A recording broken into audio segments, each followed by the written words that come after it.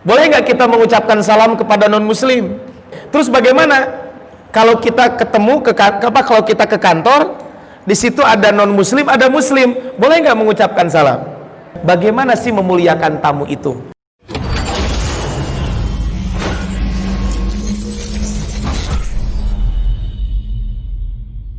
Tema satu pembahasan yaitu bab tentang babu ikramil dhaif, bab yang membahas tentang memuliakan tamu.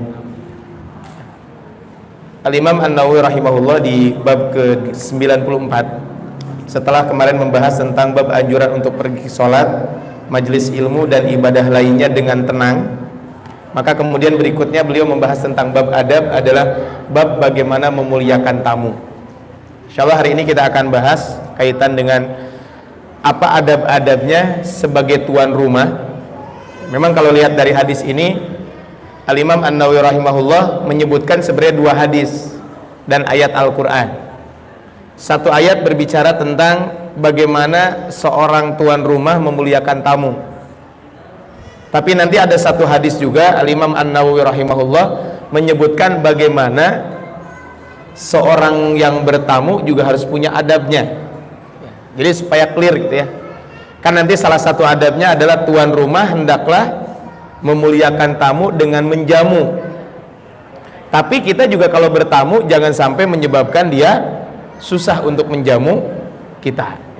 Gitu ya, bisi gitu ya. Pas bertamu di tanggal 25 gitu ya. Pas akhir bulan gitu ya.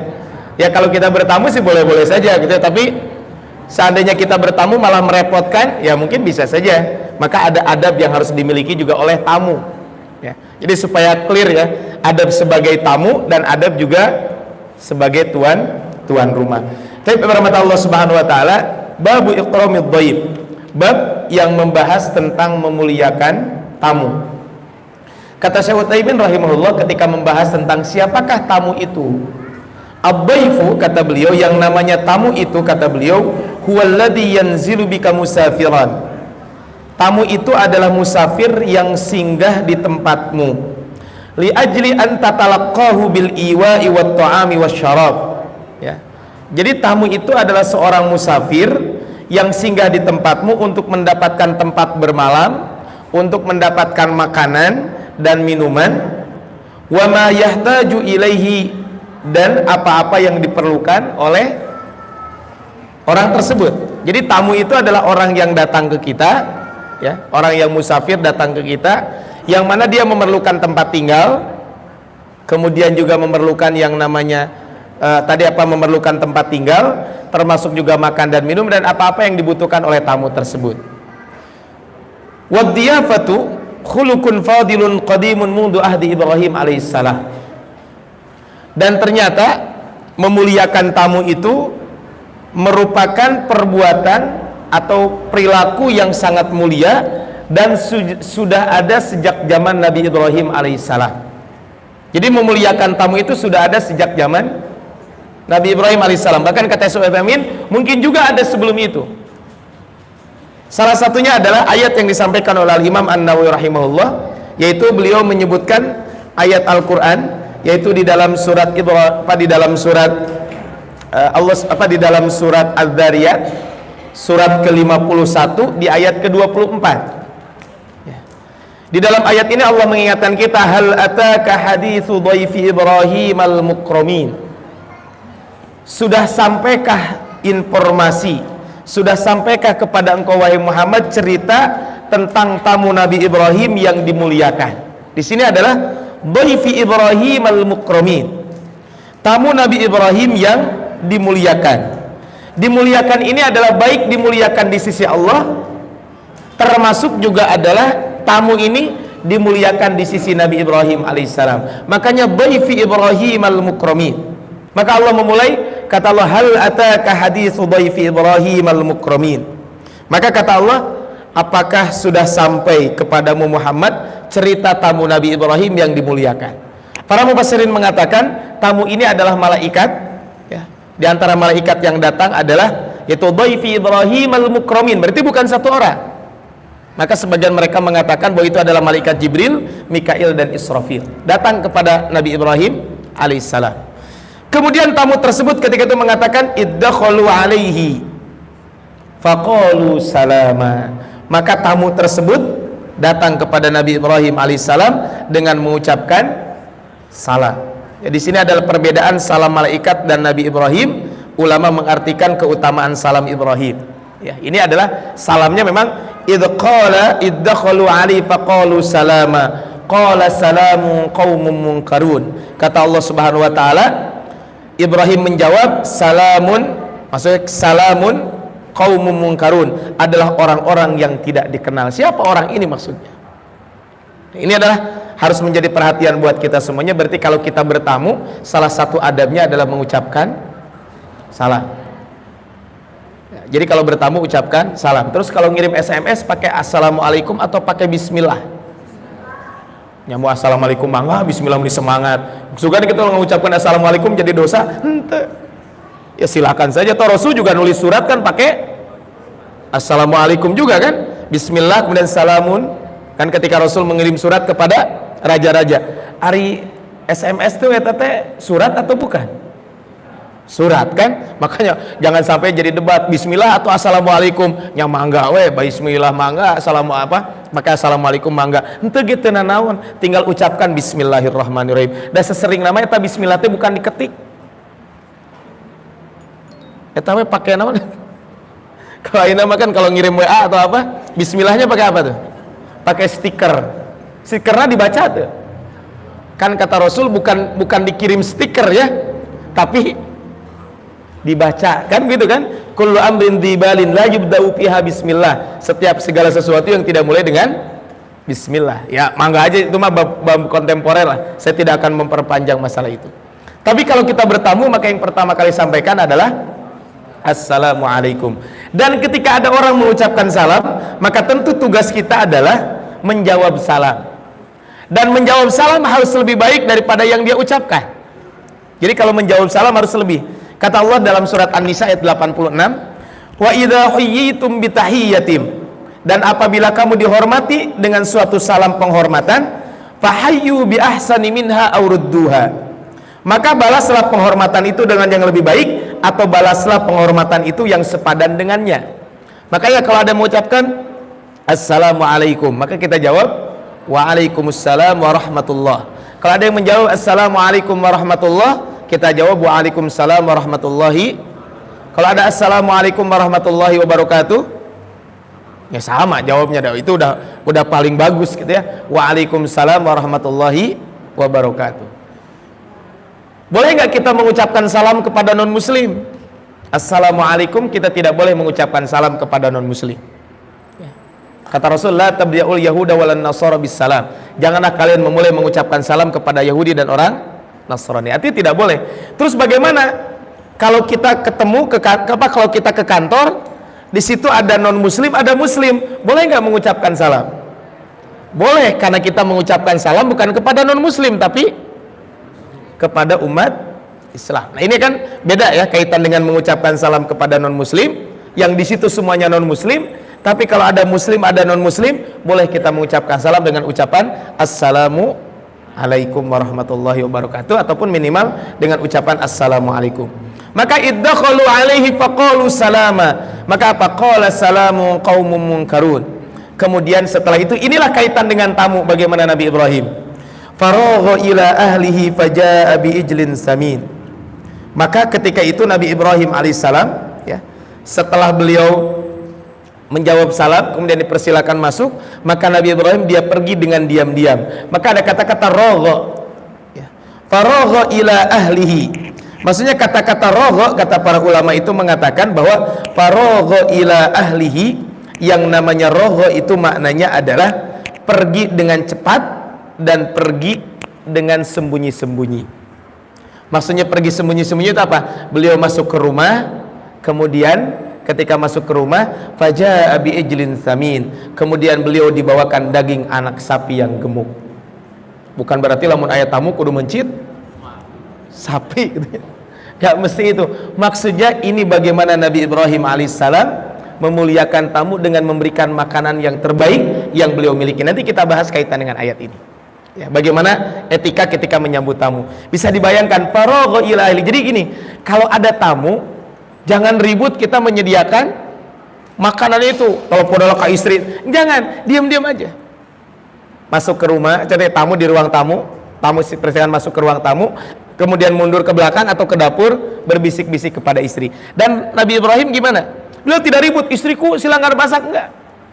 Khawatirkan tamu juga jadi gak enak kalau seperti itu. Ya ke belakang saja.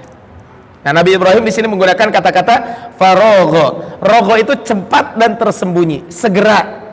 Faja'a bi'ijlin samin. Kemudian Nabi Ibrahim alaihissalam membawa apa? Membawa makanan, dan makanan itu adalah sapi yang kecil. Maksudnya sapi yang kecil itu bukan sapi yang kecil, mohon maaf. Anak sapi yang gemuk. Artinya apa? Dagingnya sangat empuk.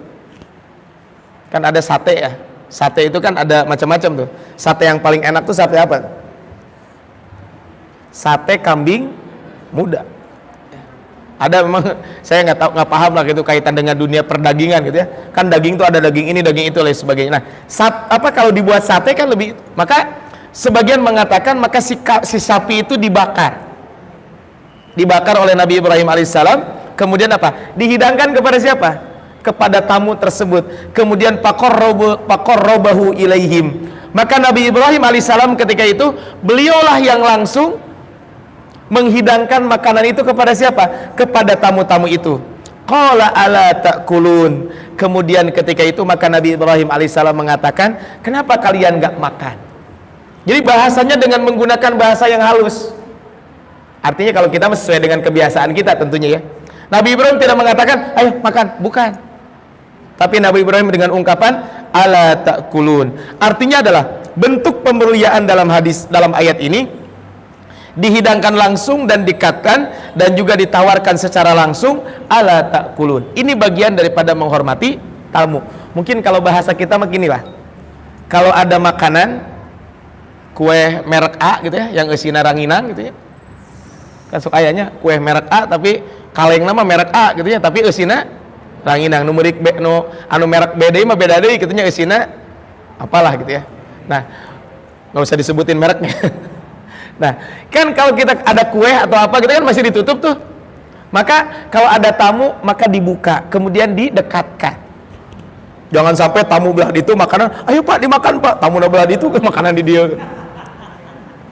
Atau si makanan itu masih ditutup. Makanya nanti kita bahas ya kaitan dengan adab-adab bagaimana ketika memuliakan tamu.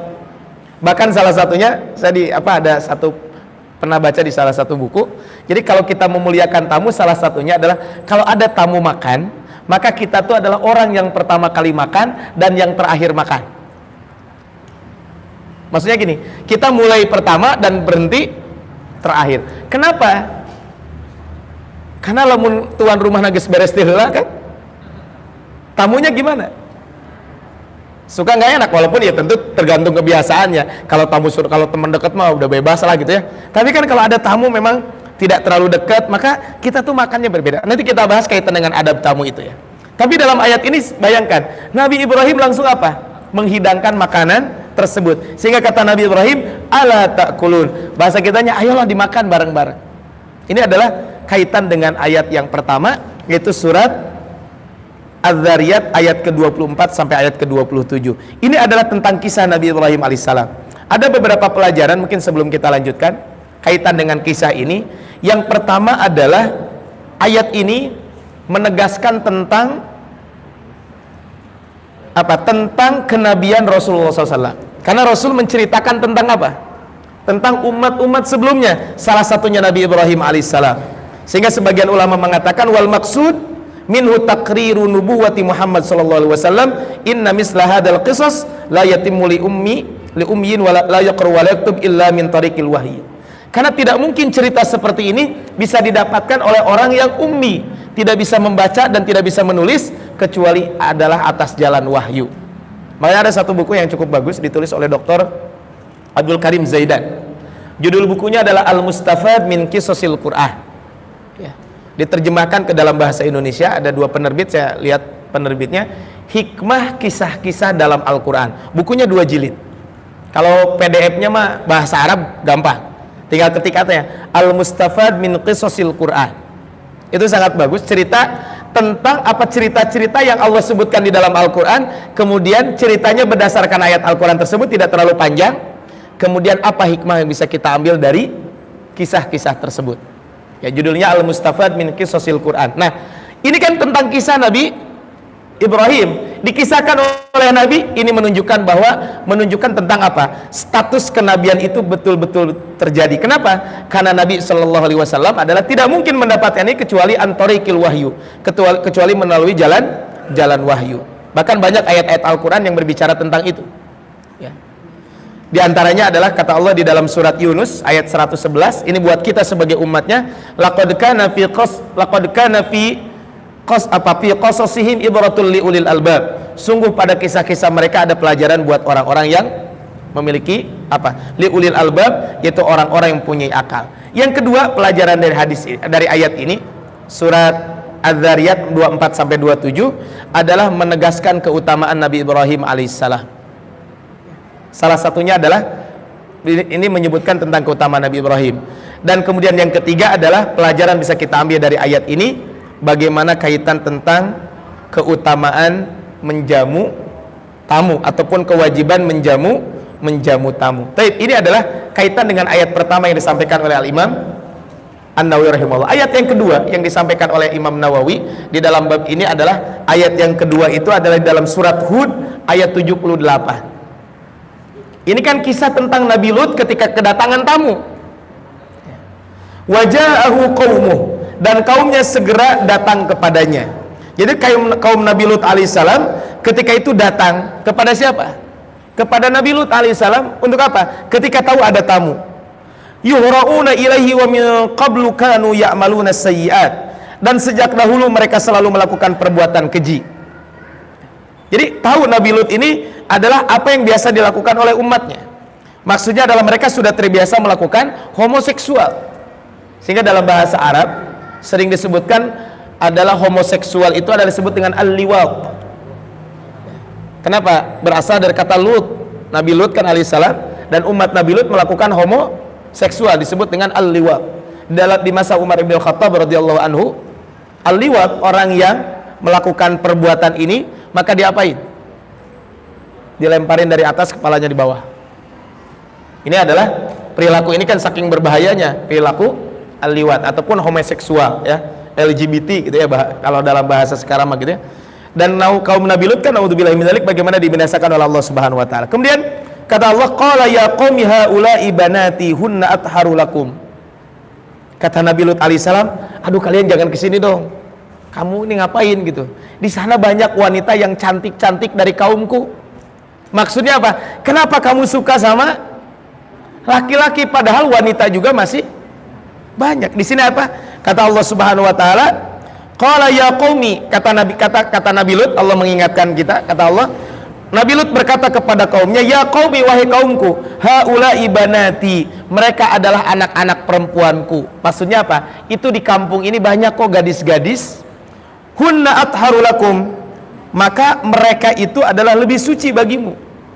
Bisa dibayangkan gitu ya, karena umat Nabi Lut sebagian umatnya itu adalah laki-laki suka dengan laki-laki. Maka ditegaskan dalam surat Asy-Syu'ara di ayat 165 166, di surat ke-26, atatuna dzukruna minal alamin, mengapa kamu mendatangi jenis laki-laki di antara manusia, yaitu berbuat homoseksual, kemudian watadaruna ma khalaqalakum rabbukum min azwajikum, dan kamu tinggalkan perempuan yang diciptakan Tuhan untuk menjadikan istri-istri kamu. Ini naudzubillahi min dzalik ya, kalau ada yang melakukan ini. Nah, kemudian kata Nabi Lut alaihissalam ketika itu, fattaqullaha, maka hendaklah kalian bertakwa kepada Allah Subhanahu wa taala, wala tukhzuni fi dhaifi, jangan sampai kamu mencemarkan namaku terhadap tamu-tamuku. Ini kan kaitan dengan, maksudnya kamu hormati saya, ada tamu. Alaysa minkum rajulur rasyid, tidak adakah di antara kamu orang-orang yang pandai? Ini dalam surat Hud ayat ke-76. Ayat 78, mohon maaf. Di ayat ke-79, ini Imam Nawawi cuma menyampaikan sampai ayat 78. Tapi kalau kita baca di ayat ke-79-nya, qalu, mereka menjawab, laqad alimta ma lana fi banatika min haqqin wa innaka la ta'lamu ma nurid.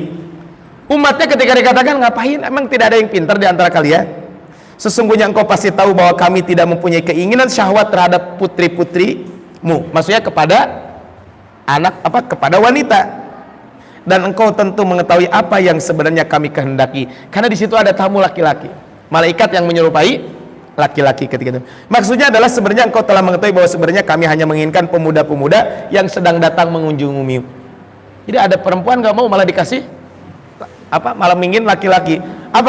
Qala law anna li bikum quwwah aw awi ila ruknin syadid. Nabi Lut berkata, sekiranya aku mempunyai kekuatan untuk menolakmu, atau aku dapat berlindung kepada keluarga yang kuat, tentu aku lakukan. Kemudian para utusan Allah itu mengatakan, ya Lut, wahai Lut, ini para utusan tadi yang datang, tamu tersebut, inna rusulu rabbika la yasilu ilaik. Sesungguhnya kami adalah para utusan Tuhanmu, mereka tidak akan dapat mengganggu kamu. Ini kata Nabi Lut kata utusan, yaitu para malaikat yang datang. Kemudian mereka memberitahu kepada Nabi Lut alaihissalam agar pergi pada malam hari itu juga untuk meninggalkan daerah tersebut. Allah Allah menjelaskan di dalam surat Al-Qamar di ayat ke-33 sampai ayat ke-37, itu detail kaitan dengan membahas tentang tentang kisah tentang Nabi Lut alaihissalam, bagaimana kaitan dengan umatnya yang tadi adalah dikasih laki-laki, justru mereka dikasih perempuan, justru mereka menolak perempuan tersebut, malah mereka adalah laki-lakinya menginginkan laki-laki. Tapi bermata Allah Subhanahu wa taala. Kemudian Al-Imam An-Nawawi rahimahullah menyebutkan dua hadis di sini. Hadis pertama adalah Imam Nawawi menyebutkan di dalam bab ini, termasuk juga Imam Nawawi menyebutkan di dalam kitabnya Al-Arba'in An-Nawawiyah, ya. Di hadis nomor 15 di dalam Al-Arba'in An-Nawawiyah, di hadis nomor 15, ya. Imam Nawawi menyebutkan kaitan dengan bab ini, tapi juga di dalam bab ini disebutkan. Hadisnya adalah an Abi Hurairah radhiyallahu anhu, dari Abu Hurairah semoga Allah meridhai. Qala, ya, anna Nabi sallallahu alaihi wasallam qala, sesungguhnya Nabi sallallahu alaihi wasallam bersabda, man kana yu'minu billahi wal yaumil akhir falyukrim dhaifahu. Siapa saja yang beriman kepada Allah dan hari akhir, maka hendaklah dia memuliakan tetangganya. Bapak Allah Subhanahu wa ta'ala, dari hadis ini ada dua pelajaran penting kaitan dengan man kana yu'minu billahnya. Yang pertama bahwa, ya, dari ayat ini memuliakan tetangga merupakan parameter keimanan kepada Allah dan hari akhir. Ini adalah man kana yu'minu billah. Tapi bukan berarti kalau ada orang yang tidak memuliakan tamu kafir, enggak. Para ulama mengatakan maksudnya adalah sempurna keimanan itu adalah ketika dia bisa memuliakan tamu. Yang kedua adalah kaitan dengan keimanan di sini, bahwa memuliakan tamu juga merupakan parameter kualitas iman seseorang. Makanya dalam ayat ini, dalam hadis ini, man kana yu'minu billahi wal yaumil akhir. Siapa yang beriman kepada Allah dan hari akhir, falyukrim dhaifahu, maka hendaklah dia memuliakan tamunya. Ini adalah perintah dari Allah Subhanahu wa taala. Orang beriman kepada Allah, jelas Allah akan membalas. Ketika kita memuliakan tamu, tentu di hari kiamat, di yaumil qiyamah, di hari akhirat, kita akan dibalas oleh Allah Subhanahu wa taala. Allah menyatakan kita dalam surat Asy-Syura di ayat ke-20, man kana yuridu hartsal akhirah nazid lahu fi harthi. Barang siapa yang menghendaki keuntungan di akhirat, akan kami tambahkan keuntungan itu baginya. Saya kemarin bahas Imam Al-Ghazali rahimahullah, walaupun tidak kaitan dengan ini, ya. Imam Ghazali mengatakan begini, kalau kita sholat wajib itu seperti kita punya modal usaha. Maka kalau kita melaksanakan sholat sunat, berarti kita mendapatkan keuntungan yang banyak. Dan kalau ditanya, pasti setiap kita pingin modal sekecil-kecilnya, untung sebesar-besarnya. Itu kan konteks ekonomi, pasti pingin seperti itu.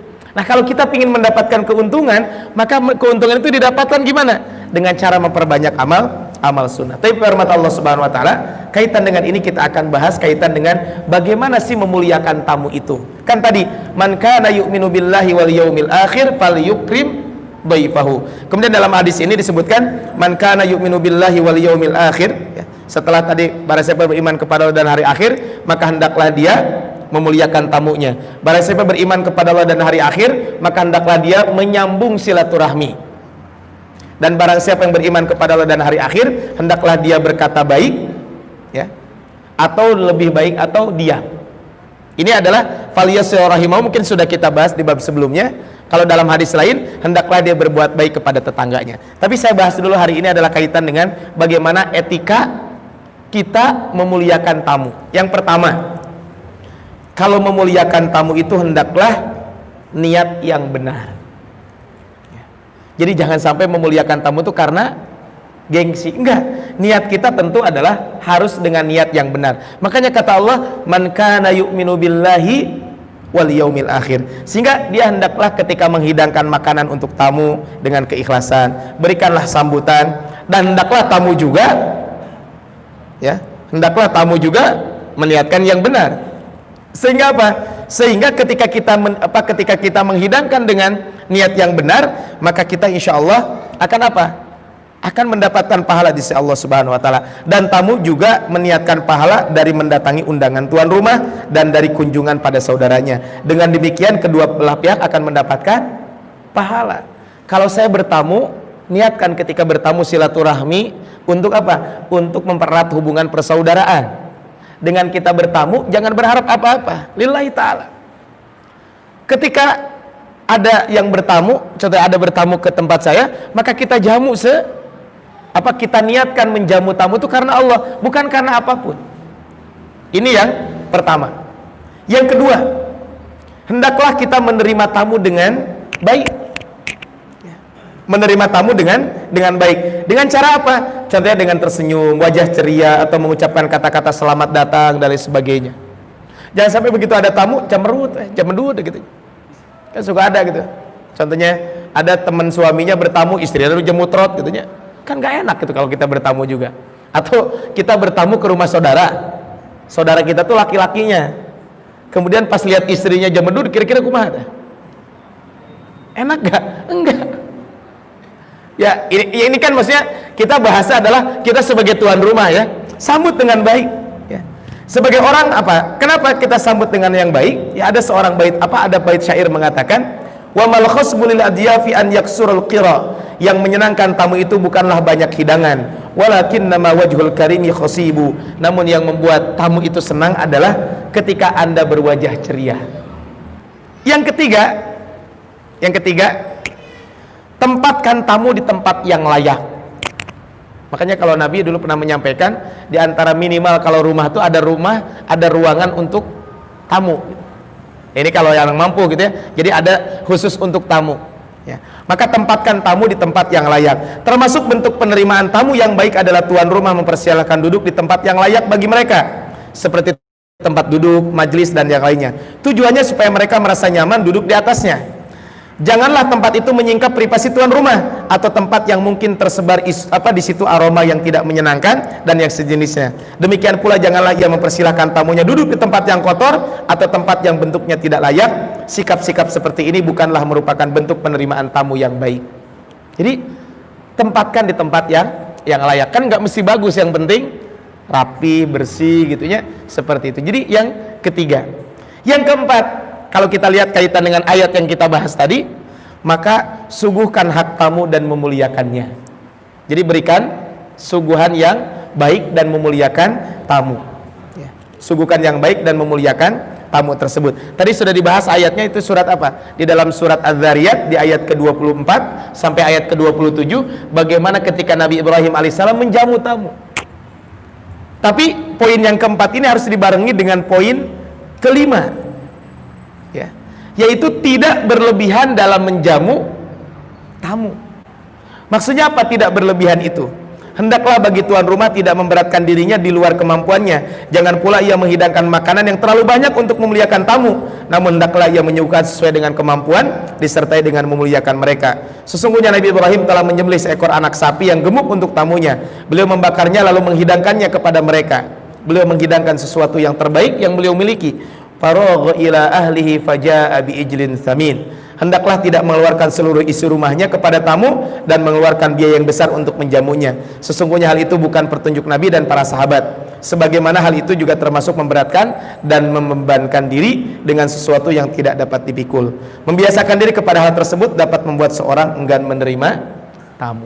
Kemudian yang keenam adalah hendaklah menghidangkan makanan ke tempat tamu. Lihat tadi kata-kata dalam Al-Quran, faqarrabahu ilaihim.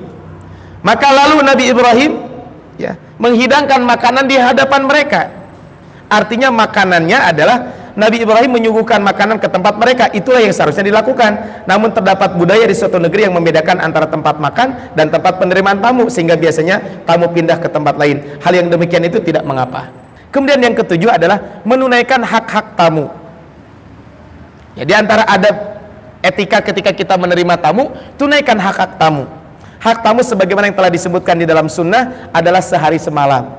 Adapun hak berkunjung adalah 3 hari 3 malam. Maka dari itu tidak ada lagi keharusan menjamu tamu lebih dari waktu itu.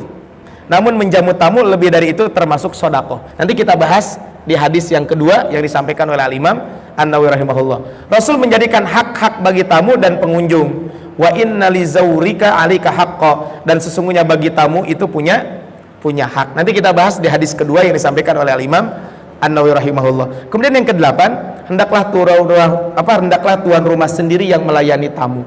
Ini kan biasakan Pak ya. Mungkin juga bagus kalau saya ketika di negara Arab itu, kalau ada tamu itu anaknya yang nuangin minuman dan sebagainya. Jadi punten tong miwarang, jangan nyuruh ya yang biasa bantu-bantu di rumah. Jadi kalau mau contohnya air, ya bolehlah dia suruh nyiapin airnya, tapi nanti kita yang memberikannya. Ini adalah bagian daripada memuliakan tamu. Nabi Ibrahim tadi tidak menyuruh istrinya, tapi siapa? Nabi Ibrahim sendiri yang menghidangkan makanan tersebut. Kemudian berbuat baiklah selama tamu tinggal di rumah kita, karena ini bagian daripada pahala yang Allah berikan kepada kita. Berbuat baik kepada mereka. Kemudian hendaklah tuan rumah mengantarkan tamu sampai ke pintu kalau pulang. Jadi kalau ada tamu mau pulang, antarkan sampai ke pintu. Kumalung pintuna ya pintu rumah itu pintu gerbang, nyantarkan sampai pintu gerbang gitu ya. Jadi antarkan sampai pintu. Kemudian tidak masuk rumah dan mengunci pintu kecuali setelah tamu pergi.